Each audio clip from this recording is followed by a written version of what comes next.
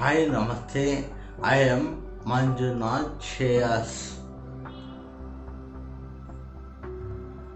This video is recorded on the 12th of February 2020, exactly 6 months after my brain stroke. Doctors say God has gifted me a new life. I am very grateful for this. I have to start from zero once again. Life has changed completely, but I am very positive. Daily therapies are going on.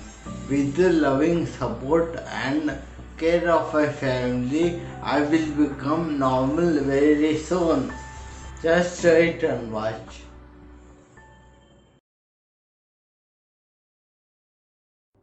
Good day to you. This is my son Manjunath Shreyas, aged 35 years. He is the father of twin daughters aged 5 years. He is an automobile engineer. His lifestyle was simple and nothing special worth mentioning other than common issues which everyone faces. August 12th, 2019 is a day which none of us can ever forget all our lives. It was Bakrid, a Muslim festival. Bangalore was experiencing heavy downpours. As usual, my son left for work at 10 a.m. Late evening, he called me from work, maybe around 8 p.m., from the office, and said that his right eyeball had suddenly stopped moving. He was seeing double images and unable to drive back home. A colleague dropped him at an eye hospital close to his office. My daughter-in-law and I joined him there. The doctors checked his eyes and diagnosed that the eyes were fine, but blood supply to the eyes had been affected. So they said this was a neuro problem and they asked us to consult a neuro specialist. Now the time was already 10:30 in the night. We called several hospitals, but everywhere we could get an appointment only for the next morning at 10 a.m. Well, all of us were tired, so we reached home around midnight, 12:30, and went to bed. The next morning, that was on the 13th of August 2019, my son woke up at around 7 a.m., but he was unable to go to the washroom due to giddiness and nausea. He called out for help, immediately vomited 2 to 3 times, and suddenly became unconscious. We took him to the nearest neuro hospital in a cab. The time was around 9 a.m. He was given some first aid injections and taken in for an MRI. But suddenly, he developed convulsions. His body started shivering and shaking. He started frothing from his mouth.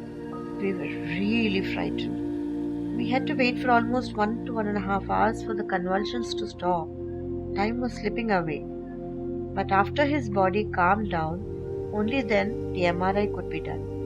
We were told that he had suffered a serious brain stroke and advised to rush him to any bigger hospital with special emergency services. The time was around 1 p.m. We rushed him in an ambulance to a bigger hospital where immediate action was taken. The doctors did some more tests. He was put on oxygen. Then they told us that my son had suffered an extremely serious stroke and he had only about 20 to 30% chances of survival. You can't imagine what kind of a shock this was for us. Since he is still very young, the doctors wanted to give him a chance. So they sought our permission to shift him to another bigger hospital where the best neurosurgeons were available to attend to him immediately. We were told to arrange for money, but the doctors did not guarantee that he will survive. Our entire world collapsed.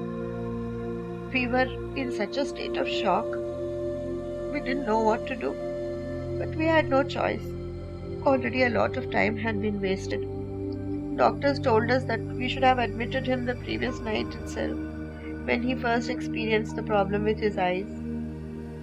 We had no option but to trust the doctors. So we signed the consent forms and told them to do their best. By now the time was around 6:30 in the evening.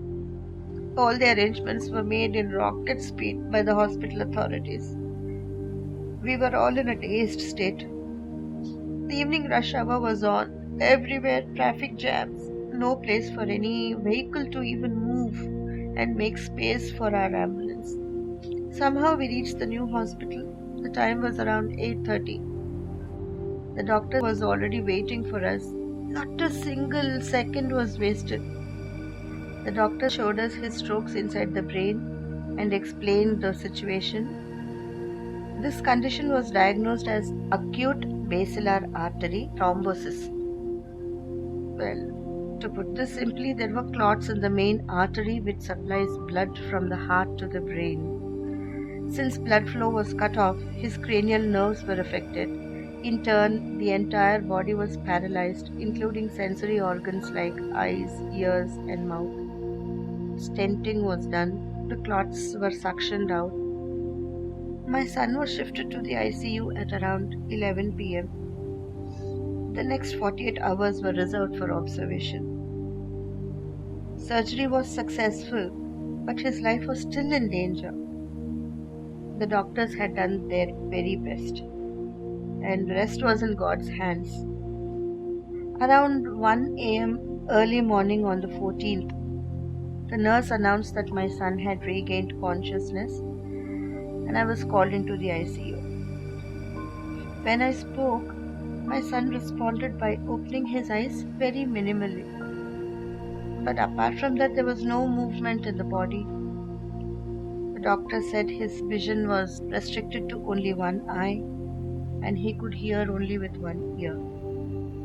That first moment when I saw him inside the ICU is something that I can never forget.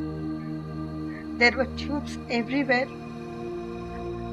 Never had I imagined that I would see my son like this.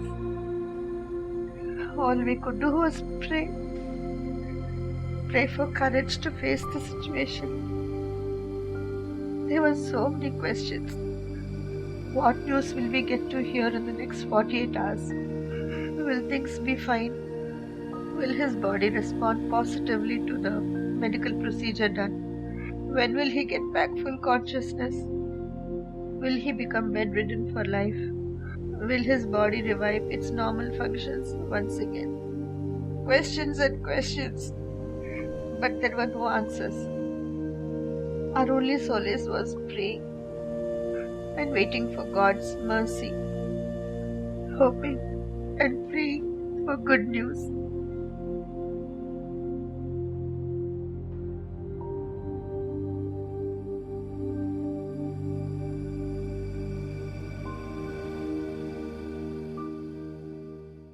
Please do watch the continuation video. You will find the link in the description box. Your likes and shares will help us. Please like this video, share with others and subscribe. Thank you.